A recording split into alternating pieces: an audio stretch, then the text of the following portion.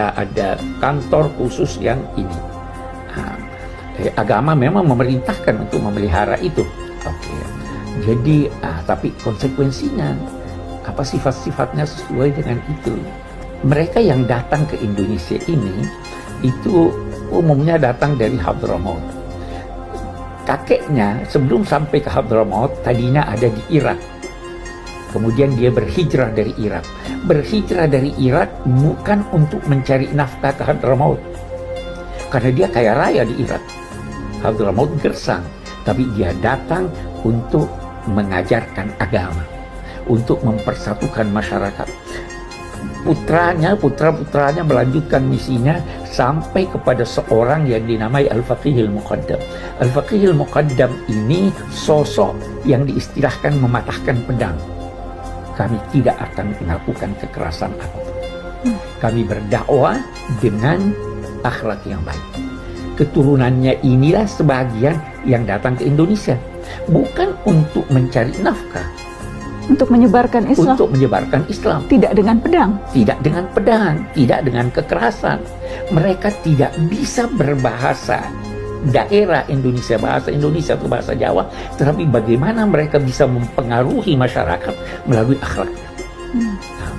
Nah, jadi tidak mengenal kekerasan, tidak mengenal makian. Nah, inilah yang berlanjut. Mereka berdakwah di sini sampai meninggalkan keluarganya. Sampai di Indonesia, orang-orang Indonesia itu Jawa, Sumatera, di mana-mana dinamai akhwal, saudara ibu kami. Penghormatannya, ini saudara ibu kami. Di sinilah mereka kawin-mawin, di sinilah lantas lahir ini tadi. Garis keturunan yang lain sampai sekarang. Ini yang mestinya mengikuti jalur kakek-kakeknya ini, mengikuti jalur Nabi yang menyebarkan toleransi, yang menyebarkan akhlak. Ya, apa yang terjadi sekarang itu sebahagian kecil sebenarnya yang memberi, boleh jadi, citra yang negatif. Nah, kemudian disambut oleh yang lain dengan cara yang tidak sesuai juga, sehingga terjadi apa yang dinamakan ribut-ribut. Ribut-ribut itu. Karena ya yang pertama, ya garis keturunan itu ada, ya, tapi seharusnya itu justru keistimewaannya adalah ketika ia bisa meneladani akhlak Nabi. Tidak, karena itulah sebabnya orang menamai mereka Habib. Jangan membanggakan diri dengan keturunanmu. Itu di dalam literatur agama ada ungkapan, bukannya seorang kesatria yang berkata kakek saya begini, ayah saya begini, tapi kesatria itu yang berkata ini saya yang melakukan. Jadi boleh berbangga, boleh merasa bersyukur, maki ini, maki itu, nuduh ini, nuduh itu sebenarnya bukannya tidak menggambarkan ajaran leluhur, ajaran ini, itu tidak menggambarkan ajaran Islam. Jadi gelar atau atribusi Habib itu tidak seharusnya hanya sekedar gelar formalitas belaka, ya, Bi? Bukan hanya sekedar menyematkan diri sebagai Habib. Kalau Abi pribadi yang diajarkan oleh ayah kakekmu itu, tidak usah kamu yang berkata dirimu Habib. Tidak usah kamu menyatakan dirimu saya profesor, saya doktor. Biar dari kegiatanmu orang berkata, oh ini wajar dinamai Habib, ini wajar jadi profesor. Nana ingat Abi Alwi yang pernah bilang sebetulnya ada inflasi Habib sekarang. Ya, itu sebabnya Habib Abdullah Al-Haddad berkata, jangan memakai pakaian kebesaran Habib kalau akhlakmu tidak mencerminkan. Tidak mencerminkan itu, karena itu berdampak negatif buruk. Nah, jadi kita tidak mau ini apa yang terjadi ini menyerang, ini mengakui jasa saya pernah begini. Itu para penganjur agama tidak pernah mengakui jasanya bahwa dia mengislamkan orang. Karena yang mengislamkan itu Tuhan. Allah. Innaka la tahdi man ahbab. Engkau wahai Muhammad tidak bisa mengislamkan orang, menjadikan orang ini. Yang mengislamkan itu Tuhan. Tetapi di sisi lain, yang lain juga jangan berkata, oh ini datang untuk tujuan-tujuan politik, ini datang untuk tujuan ini. Akui juga bahwa mereka punya jasa. Itu baru bisa kita hidup berdampingan dengan baik. Abiku, tapi apakah memang ada tugas yang khusus diemban, atau apakah memang keturunan Rasul ini memang punya hal-hal yang spesifik seharusnya dilakukan? Seharusnya dilakukan karena dia menyandang nama Nabi. Ya toh? Sekarang kita mau lihat itu raja-raja di Inggris, kita ambil raja-raja di Inggris, ratu-ratu di Inggris, ada tugas-tugas yang harus dilakukan. Ada, karena dia raja, karena dia ini. Ya.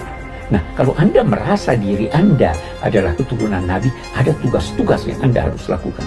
Tugas pertama itu adalah tugas menampakkan akhlak yang luhur. Karena Nabi tidak diputus kecuali untuk menyempurnakan akhlak. Kalau akhlaknya tidak baik, kalau akhlaknya maki-maki orang, dia tidak melaksanakan fungsinya sebagai ini. Fungsinya adalah teladan, adalah menyelesaikan problem, bukan menjadi sebab dari problem. Apakah memang ada spesifik ayat Al-Quran yang menyebut kita harus mencintai garis keturunan Nabi? Iya. Nabi berkata, "Qul la as'alukum alaihi ajran illa al-mawaddata fil qurba." Saya tidak minta upah dari kalian dari apa yang saya lakukan selama ini, kecuali apa?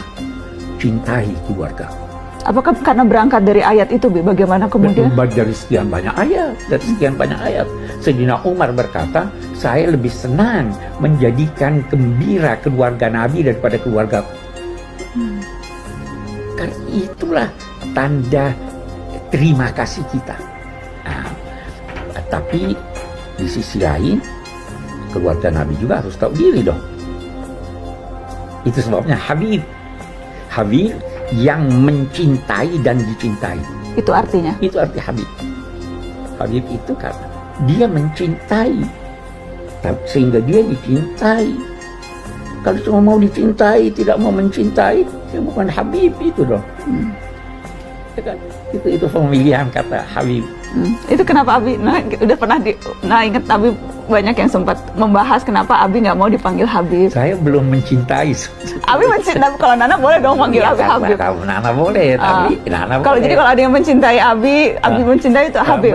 Iya, itu baru. Kita harus mencintai masyarakat kita, dan cinta itu tercermin dalam perlakuan kita yang baik. Kalau menegur dengan tegur sapa yang baik, tidak maki, tidak menyerang dan sebagainya. Itulah yang digambarkan oleh para habaib, para leluhur kita ini.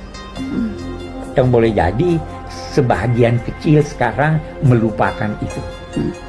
Abi, kalau ada yang nanya garis keturunan Abi cerita juga dong di Syihab. Apa itu? Abi, Habib Abdurrahman sebelumnya, kan semuanya kan dari Hadramut. Iya. Nana pernah cerita sih sebetulnya waktu itu ketika diwawancara, cuma kayaknya Abi aja yang cerita, Abi cerita garis keturunan. Iya, tapi jangan lupa, Abi sebagaimana bangga dalam hati dengan garis keturunan ke Sayyidina Ali, Abi juga bangga dengan garis keturunan dari ibu Abi dan dari Bugis.